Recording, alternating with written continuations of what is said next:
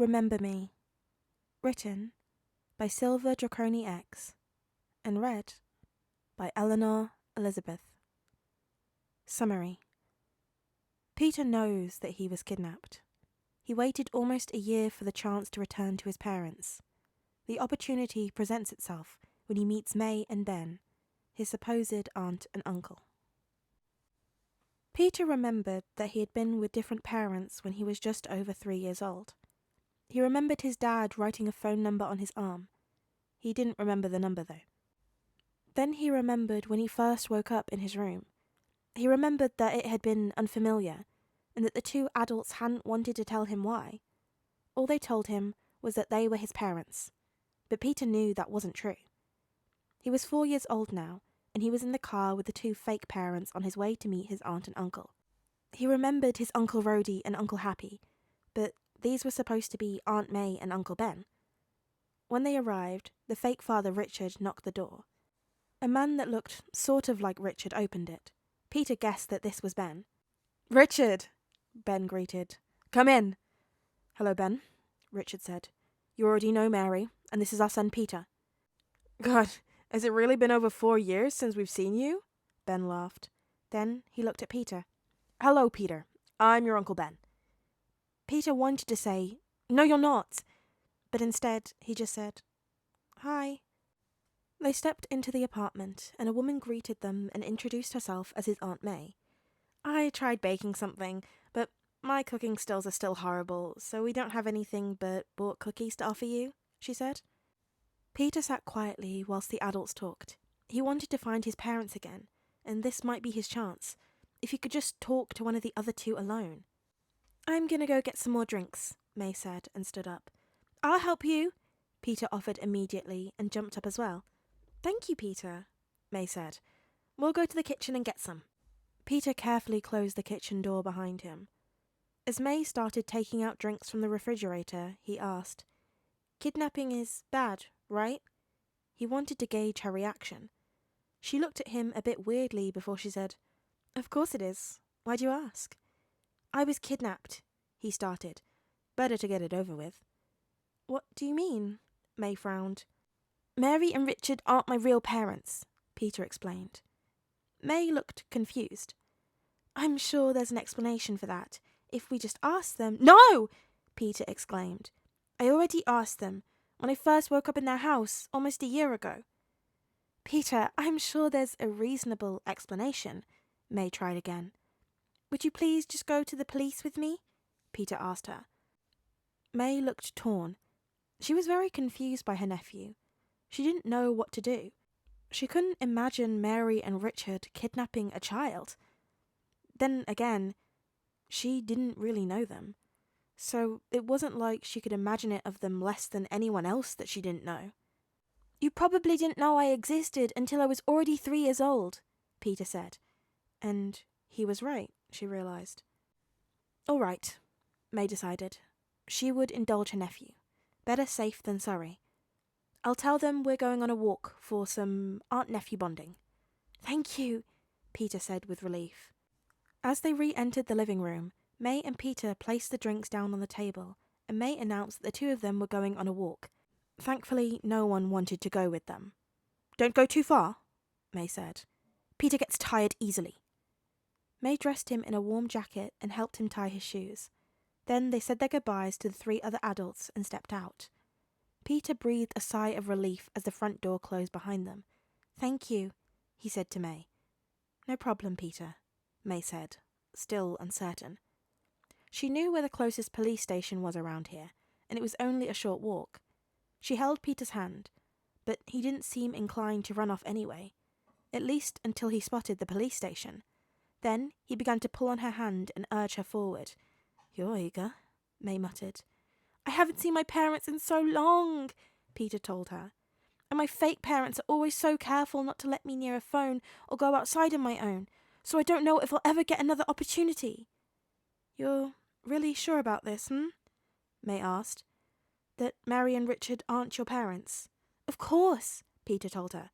"I remember my parents." "Did you ask them if you were adopted?" "I told you. I asked them why everything was unfamiliar and where my parents were. If I was adopted, I think they could have just told me." "Okay," May gave in. "We'll find out soon enough." Peter practically bounced with excitement as they entered the police station. An officer came up to them. "How can I help you?"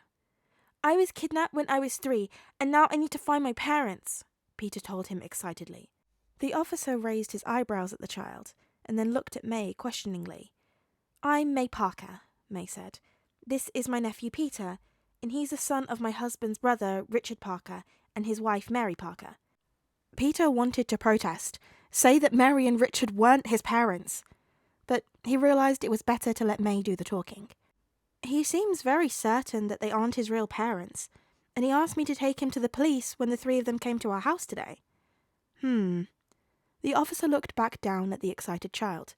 "All right, come with me. Then you can explain it in more detail." They were led to a room where 2 other officers, a woman and a man, were seated behind desks with computers. The first officer explained what he knew of the situation, then left them and closed the door. "You must be Peter," the woman said to him. Peter nodded. "I'm Officer Lawrence, and that's my colleague, Officer Grant." She indicated the man. "Could you tell us why you believe that Mary and Richard Parker aren't your parents?" "I remember my parents," Peter said, attempting to stay calm so he could explain. "My mom has red hair, and my dad likes to wear sunglasses, and I just know that they aren't Mary and Richard. My dad's name is Tony, and I have an Uncle Happy and an Uncle Rhodey, and they aren't related to us, but they're friends, and we used to go to the park together, and one day I woke up in a room, and I didn't know, and everything was different. I never had curtains at home, and the bed was different, but I still had my jammies. So I got up because I wanted to call Daddy, because he said to call him if I get lost, and his phone number was still written on my arm from the day before. Mary and Richard were in the house, and they didn't want to call my dad. They said that they were my parents, and that I couldn't call him. I could never get near a phone, and I've forgotten their number now. But Daddy also said that I could go to the police if I can't find him. So you can help me find my parents, can't you?" "I'm sure we can, Peter," said Officer Lawrence. Then she turned to May. "We have a birth certificate for Peter, but no adoption records or something similar. So his story is plausible for why he remembers different parents. Can you tell us when you first met Peter?" Well, I first met him today, actually," May said. "His father is my husband's brother, but we haven't seen them in a long time. We only found out about Peter about maybe a year and a half ago." "All right, Clark, what do you think?" Officer Lawrence turned to her colleague. "We get someone to check the authenticity of his birth certificate right away, I'd say," said Officer Grant. Officer Lawrence nodded and made a quick phone call. "Peter, do you know the last name of your parents?" she then asked Peter. Peter shook his head. "But your parents called you Peter as well?" "Yes." "Do you know where you lived before?" she asked. "I know the house, but I don't know where it is. It's in the USA, though, I think," Peter said. "All right, someone should cross-reference all the missing 3-year-old cases from a year ago," said Officer Grant. "Mrs. Parker." He then turned to May. "Can you imagine Mary and Richard Parker kidnapping a child? Maybe why they would do it?" "Honestly, not really. I don't really know them, though. I've only met them a couple of times." "All right. When will they expect you and Peter back?" Officer Lawrence asked. "We told them we were going on a walk, so maybe another half an hour or so," May guessed. "Okay. Send a patrol there, but don't make it obvious," Officer Lawrence told her partner, who nodded. After a moment, Officer Grant got some new information. "All right, the birth certificate checks out at first, and second glance, there's even a record at the hospital. But the digital record was only added a year ago." "Does that mean Peter was really kidnapped?" May asked. "Seems more and more likely," said Officer Grant. "Peter, to find your parents, we need to know as much as possible," Officer Lawrence said. "Can you tell us about before you lived with Mary and Richard Parker?" Peter thought. "What kind of things?"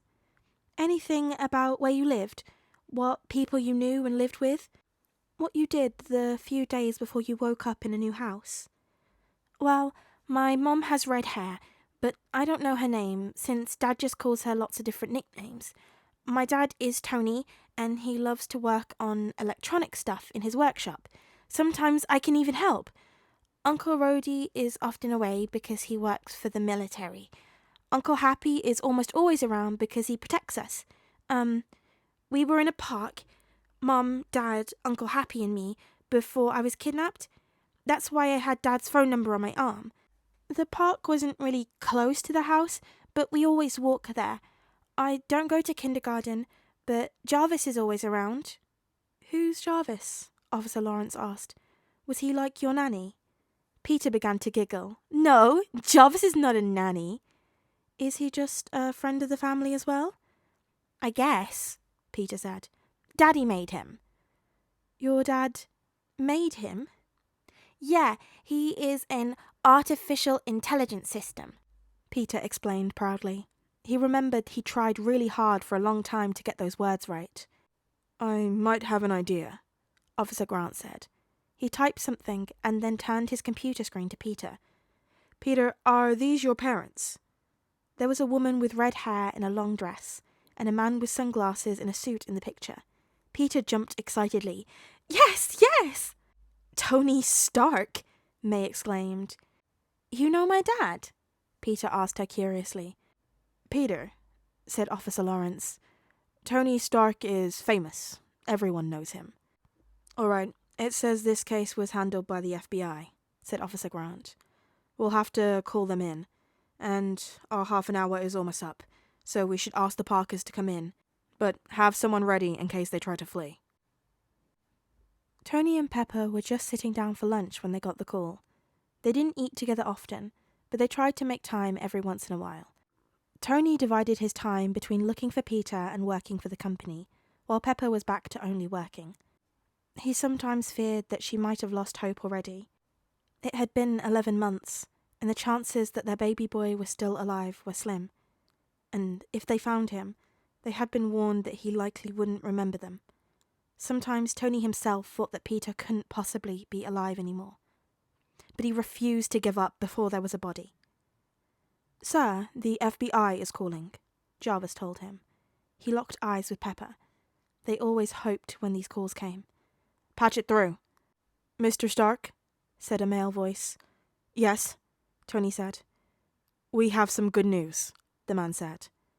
Tony could swear his heart skipped several beats. Have you found him? We believe so.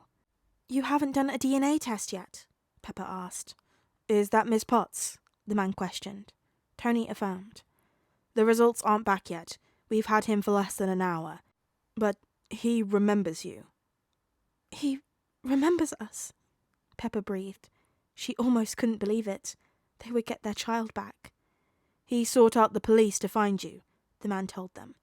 Tony could have laughed. He was so happy. Where is he?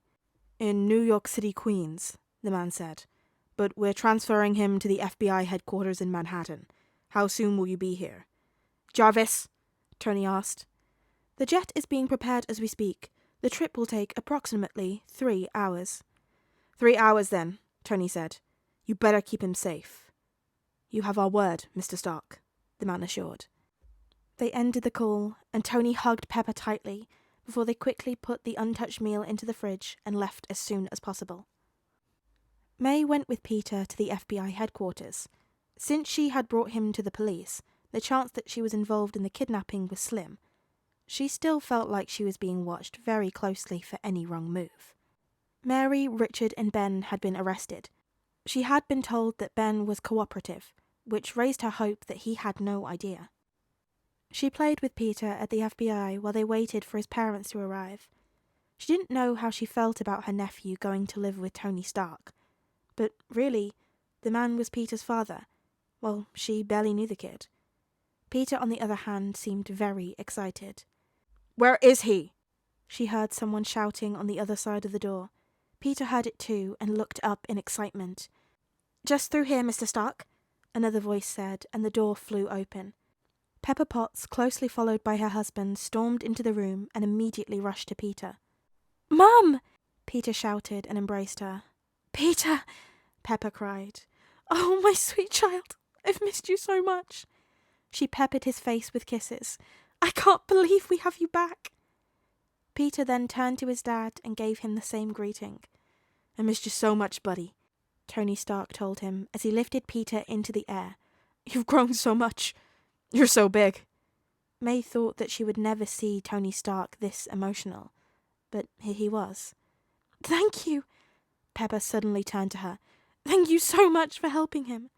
May was startled. Of course, she exclaimed. I still can't believe it, but of course I'd help him. Well, I can imagine his story must have seemed unbelievable, Pepper told her. Well, he was very much adamant that he was right. He really loves you two, and he remembered so much. It's incredible, May said. It is, Pepper smiled. Hey there, guys, gals, and non-binary pals. It's Eleanor, and I hope you're having a lovely day today. Listen. I asked what people thought about the situation, and the people wanted more, so here you go. I'm gonna try and do more. There's so many. With Peter finding out at various different ages, and how long or short they are is vastly dependent, but I'm getting on them because I have so much fun, and you've opened a can of worms now. It's going to be funny when you ask me to stop, and I'm going to go, no, you let me have free reign. This is your decision. You only have yourselves to blame. But I like this one because it's one of the shorter ones where Peter finds out a lot younger. We're skimming on some of the angst that comes with the teenage ones, because those ones, trust and believe, when we get to them, you'll know. But let me know what you thought about this one. Did it make you emotional? I got a little bit emotional at the end there. I love the reuniting. It's so sweet and wholesome. And I love Kid Peter. He's just so cute. But be sure to tell me your thoughts in the comments below. You can also like the video, if you liked it, and to boost my serotonin levels. You could also subscribe if you want to be notified whenever I make new videos, or check out my plethora of other videos. If this is your first one and you like this one, be sure to check out the Coming Home series. I'm truly loving doing it. It's a great time. Also, a reminder that the microphone giveaway entries are closing tomorrow, so be sure to get your last ones in if you would like to win that. I will post a link to the video in the comments. You can also join the Discord if you want to chat about with everyone. It's very chaotic and I love it. I love all my Discord people so much. If you're from Discord, hi! I love you guys, you're amazing. The link to it will be in the description down below, along with the link to my Ko-Fi if you want to support me there. But until I see you again, be sure to practice some self-care. Go to bed on time, have your 5 a day, brush your teeth, you heathens, and please drink some water. Seriously, you need hydration. It's not cutting it anymore. I see all of you trying to make your excuses in the comments. What about this? What about... Just drink some water. Just drink some water. You need it. Okay? Because yes, this is a threat. And I will catch you guys laters.